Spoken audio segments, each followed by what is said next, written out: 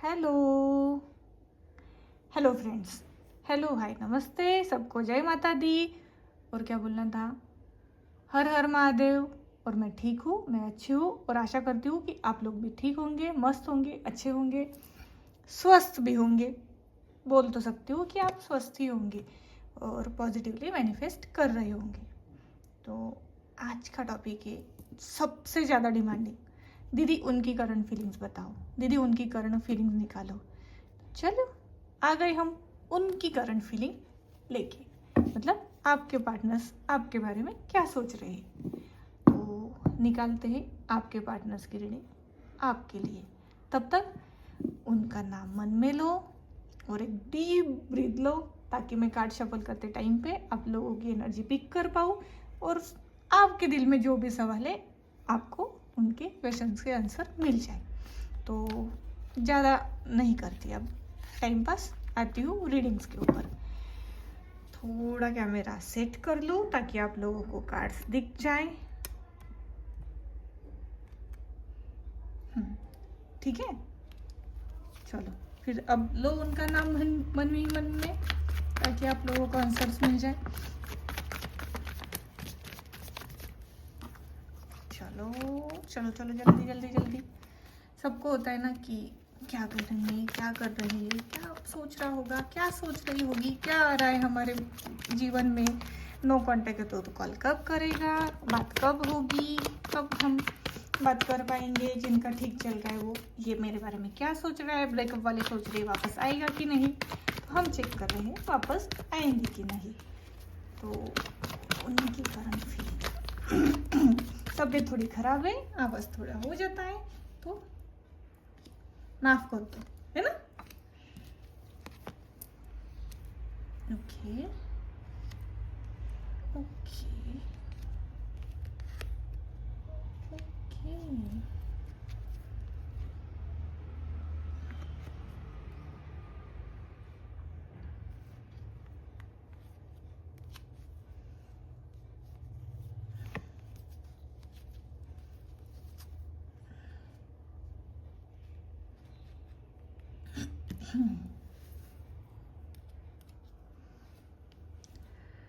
आपके पार्टनर्स आपके बारे में क्या सोच रहे हैं।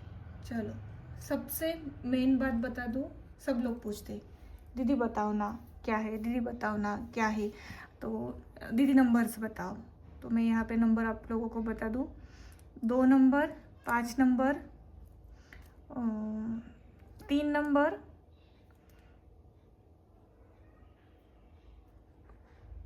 7 number, 8 number, 1 number, 4 number. Okay okay. और है 5 नंबर तो बता दिया मैंने। हाँ, तो ये सब नंबर से। और मंथ एनर्जी आप लोगों को बताऊँ तो फेब्रुआरी। अब वो नंबर आप लोगों के हो सकते हैं या आपके पार्टनर्स के हो सकते हैं, वो आप दिमाग लगाने हैं ना आपका खुद का। मंथ्स यहाँ पे हो सकते हैं मई, जुलाई,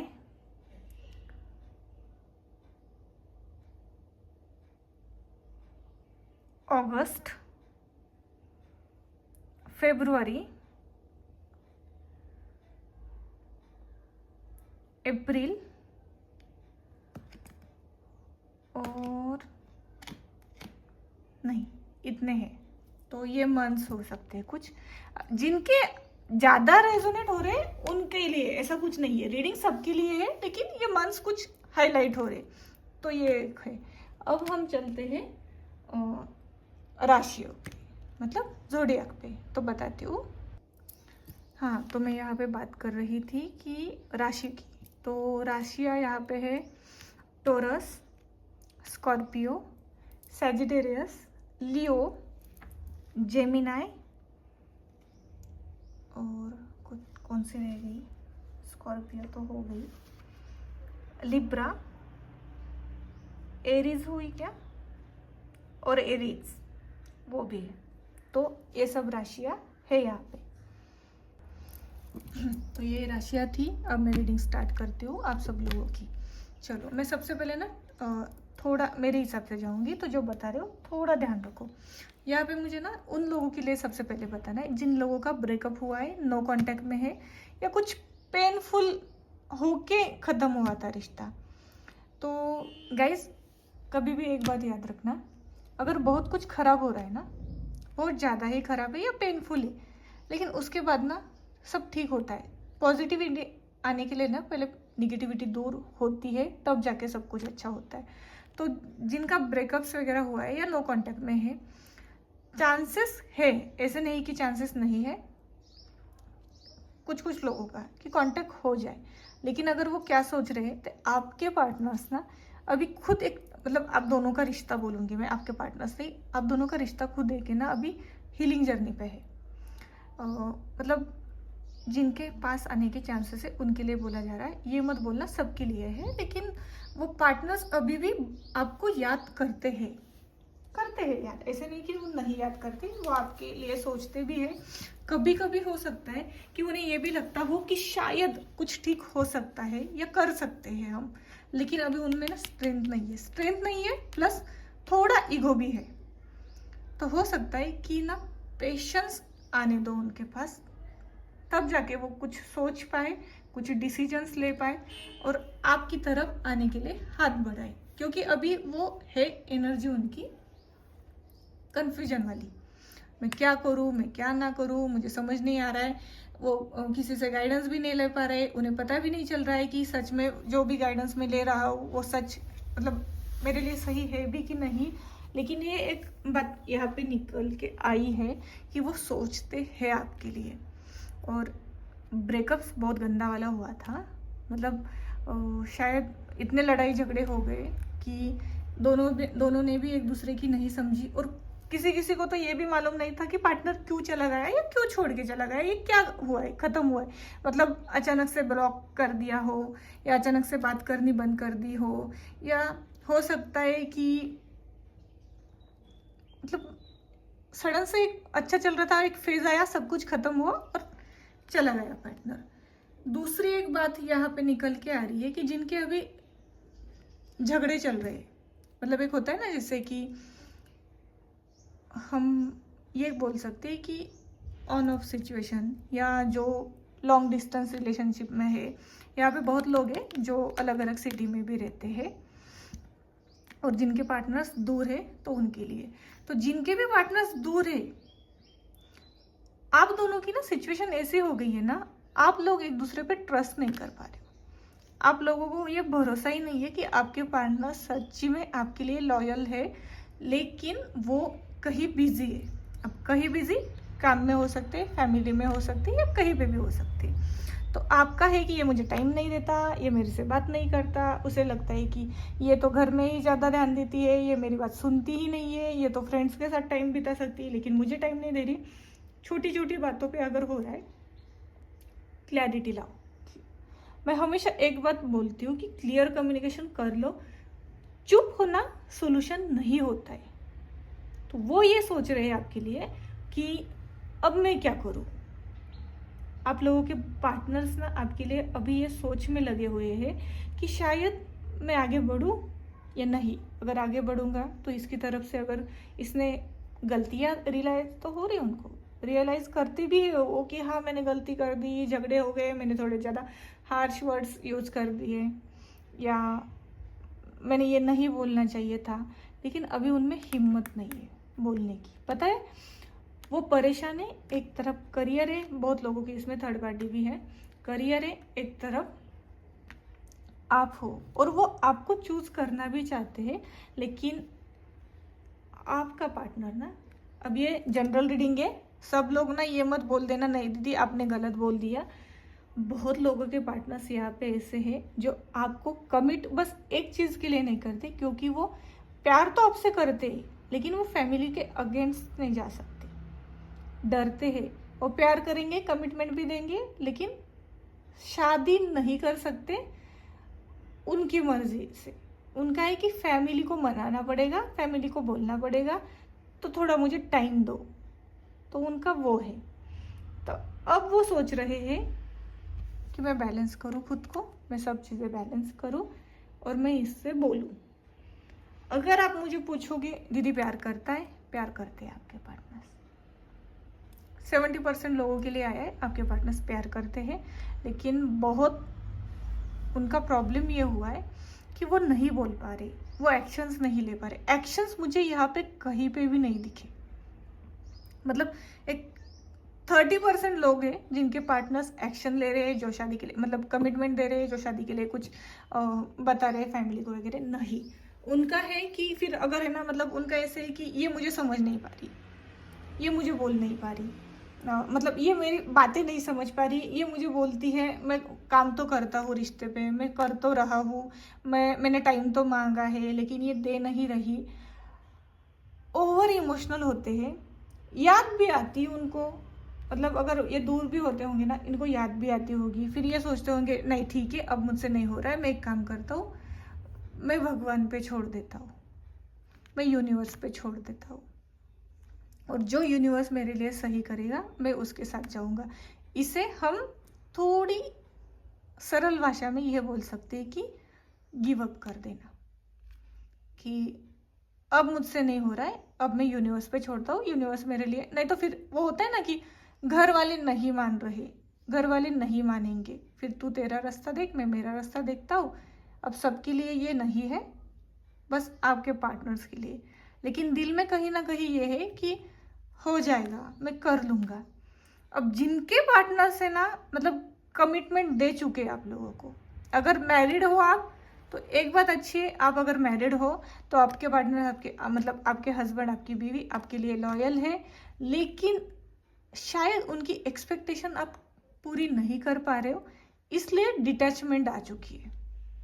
अगर आपका डिवोर्स केस वगैरह चल रहा है, अगर आपके रिश्ता थोड़ा खराब चल रहा है, आपको लग रहा है कि टूट सकता है या नहीं एक दूसरे को, तो यहाँ पे ना इन्वॉल्वमेंट लोगों की ज़्यादा है, ना कि, एक मुझे क्लियर करने दो, आपके पार्टनर्स की।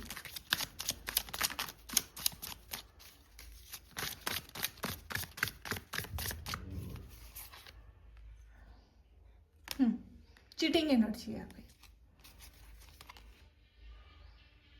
थर्ड पार्टी, और इसके वजह से ना वो यहाँ पे खुश है ना वो वहाँ पे खुश है, और उन्हें समझ नहीं आ रहा है कि मैं क्या करूँ, क्या डिसीजन लूँ। तो वो प्रॉब्लम है।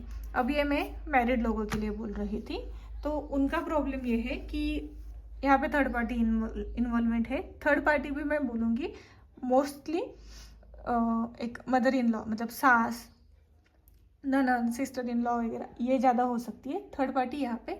रोमांटिक मैरिड वाले के लिए रोमांटिक कम ही आई है, मुझे फैमिली ज़्यादा निकल के आ रही है। नॉर्मल जिनके रिश्ते में, जो मैरिड नहीं है लेकिन जिनके रिश्तों में थर्ड पार्टी है, मुझे तो, मैं चेक कर लेती हूँ, फिर भी एक बार क्लैरिफाई कर लेती हूँ कि आप लोगों की इसमें थर्ड पार्टी कौन है।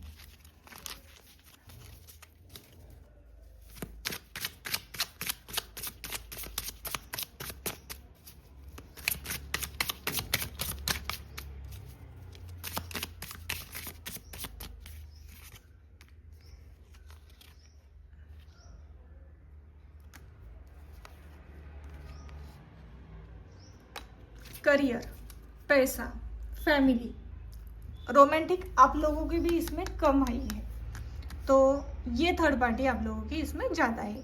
अब आपके पार्टनर्स आपके लिए सोच रहे हैं 50% को ना शादी के भी चांस है, जिनकी एज हुई है, जिनकी बातें चल रही है, उनकी शादी हो सकती है। अरेंज मैरिज होगी, मतलब आप लोग घर पे जाओगे या उनको बुलाओगे, फिर वो बातें होंगी, फिर शादी हो जाएगी। तो चांसेस है कि आप लोगों की इनके साथ शादी हो जाएगी। अगर मुझे आप पूछोगे दीदी कांटेक्ट नहीं हो रहा है, ब्रेकअप हुआ है, वापस आएगा क्या? हाँ, आ सकते हैं। 40% लोगों के एक्स वापस आएंगे। कब तक आएंगे? जुलाई तक आएंगे, मैक्स टू मैक्स जुलाई, फरवरी, मार्च में वो कांटेक्ट कर सकते हैं। कॉल आएगा यहाँ पे, कॉल दिसंबर में ना बहुत लोगों के कांटेक्ट हो जाएंगे, लेकिन ये याद रखना कांटेक्ट होने के बाद बात कैसी होती है उसके ऊपर डिपेंड रहेगा कि आपका रिश्ता आगे कैसा रहेगा, आगे जाने वाला है या पीछे आने वाला है। फिर वो आप लोगों की बात आप लोग देख लो। दूसरी बात है, बहुत एक्शन है यहाँ पे एक चीज के लिए कि झगड़ा बहुत जल्दी करते, गुस्सा बहुत जल्दी आ जाए। अभी आप लोग भी आधे से ज्यादा लोग यहाँ पे गुस्से में दिख रहे हो मुझे, और हो सकता है आपके पार्टनर्स भी आपकी बातों से गुस्सा हो जाए। तो खुद के ऊपर कंट्रोल कर लेना, क्योंकि अगर अभी कॉल आ रहा है तो हाँ ठीक है, जिनका रिश्ता अभी ठीक चल रहा है, लेकिन मतलब कंटिन्यू तो है, लेकिन वो आपको लग रहा है कि क्लियर बात नहीं कर पा रहे, तो वो क्या छुपा रहे। हाँ ना, कुछ भी गलत मत सोचना, वो कुछ गलत नहीं छुपा रहे।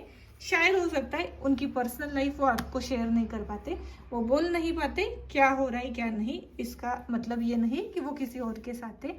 डिटैचमेंट की मोड में आ चुके हैं बहुत लोगों के पार्टनर्स, टाइम नहीं दे पा रहे। किसी का है कि अब हो चुका है मेरा, मुझे निकलना है इस सब से, इसलिए शायद हो सकता है। तो थोड़ा टाइम दो, क्योंकि अब उनकी ना हीलिंग शुरू हो रही है।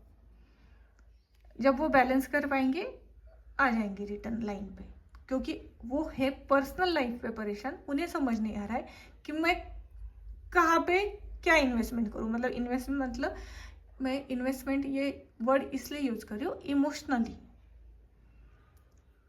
तो वो एक हो रहा है। दूसरी बात है, जिसके साथ रिश्ता है ना उससे बात करो, उसको बताओ। थर्ड पर्सन को जाके मत बताओ कि हमारे इसमें ये चल रहा है तो तू कुछ समझा दे, हो सकता है धोखा मिले।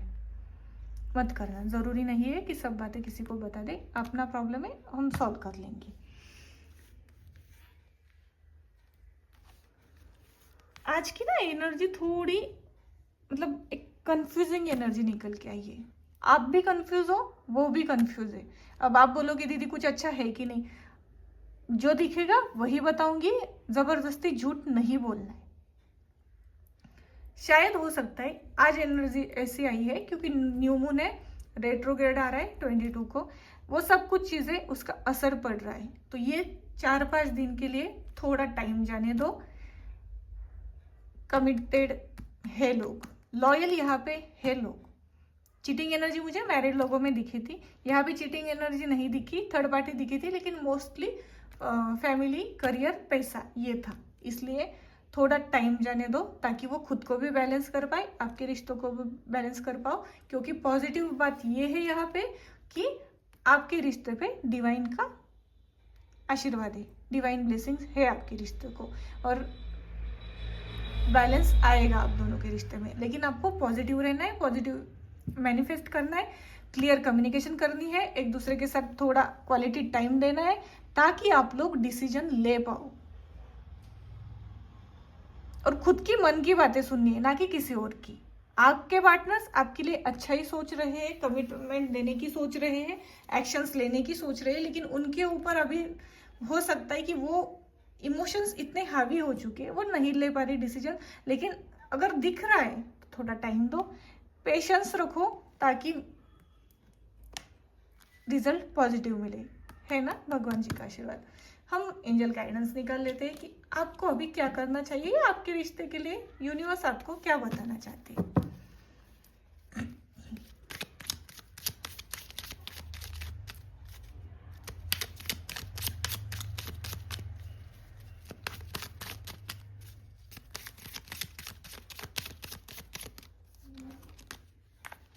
वेट, अभी मैं बोल रही थी ना आपको कि पेशेंस रखो, तो देखो फॉरगिवनेस, अब आपको माफ करना ही पड़ेगा आपके पार्टनर को।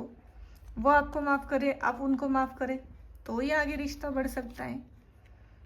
रोमांस, तो चलो वेट करो, इसका मतलब फिर रोमांस आ जाएगा। हाँ हाँ, खुश हो जाओ, अब भी स्माइल आएगी। कब से दीदी कुछ भी बता रहे हैं, अब क्या, तो ये with in the next few weeks. अच्छी बात है, with in the next few weeks, मतलब आपको ये भी नहीं है कि बहुत टाइम तक वेट करना है, जल्दी ही हो रहा है। और बोला जा रहा है कि अभी के लिए नो, अभी नहीं है, थोड़ा टाइम दो, इसीलिए तो वेट बोला ना उन्होंने। और अगर आप वेट करते हो तो यस, मतलब देखो हो गया, आपकी रीडिंग का आंसर आपको ही मिल गया, और क्या चाहिए। तो मतलब आ रहे हैं वो, थोड़ा वेट करो, पेशेंस रखो, ताकि आपके बाबूशन आपके पास आ जाए, आपको हैप्पी हैप्पी टाइम कमिटमेंट दे दे, हैप्पी हैप्पी टाइम दे दे, और आप उनके साथ खुशी खुशी आपका रिश्ता आगे बढ़ाओ। चलो, ये थी आपकी रीडिंग। आई होप आपको पसंद आई हो। पसंद आई हो तो लाइक शेयर सब्सक्राइब कर देना। आप लोगों का एक सब्सक्राइब मेरे लिए बहुत इंपॉर्टेंट है।